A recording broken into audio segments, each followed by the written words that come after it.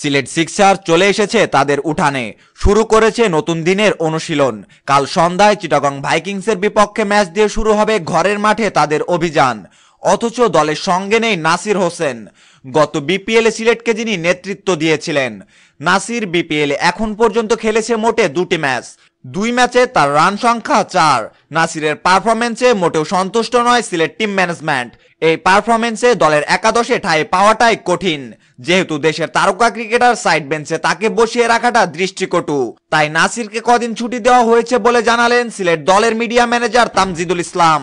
আপনারা জানেন নাসির কদিন আগে চোট থেকে ফিরেছে, মানিয়ে নিতে তার সময় লাগাটা খুব স্বাভাবিক। এখন সে যে সময়ের মধ্য দিয়ে যাচ্ছে তাকে একাদশে অন্তর্ভুক্ত করা কঠিন হয়ে যাচ্ছে টিম ম্যানেজমেন্টের।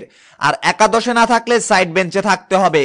এ মানের একজন খেলোয়াড় সাইড বেঞ্চে বসে থাকাটা তার জন্য যে অস্বস্তির দলের জন্যও। আমরা তাকে একটু সময় দিচ্ছি, সে যেন নিজেকে সময় দেয়।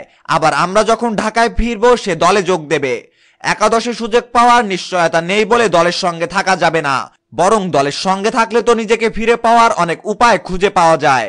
সবচেয়ে বড় কথা, দলের সঙ্গে থেকে যে অনুশীলন ও অন্যান্য সুবিধা পাবেন সেটি কি আর অন্য কোথাও পাওয়া যায়? তামজিদুল অবশ্য বলছেন দলের এই সিদ্ধান্ত নাসিরের কোনো আপত্তি নেই।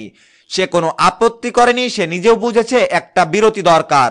আর আপত্তি তখনই জানানো যায় যখন আপনি শক্ত অবস্থানে থাকবেন। 2 পয়েন্ট নিয়ে তালিকার 6-এ রয়েছে সিলেট সিক্সার্স। ঘরের মাঠে 4 ম্যাচে দুর্দান্ত কিছু করে যদি তাদের ভাগ্য বদলায় তবে সেটা সিলেটের জন্যই ভালো। নাসিরকে সিলেট সিক্সার্স দলের বাইরে রাখা কতটা যুক্তিসঙ্গত সেটা জানাতে কমেন্ট বক্সে কমেন্ট করতে ভুলবেন না।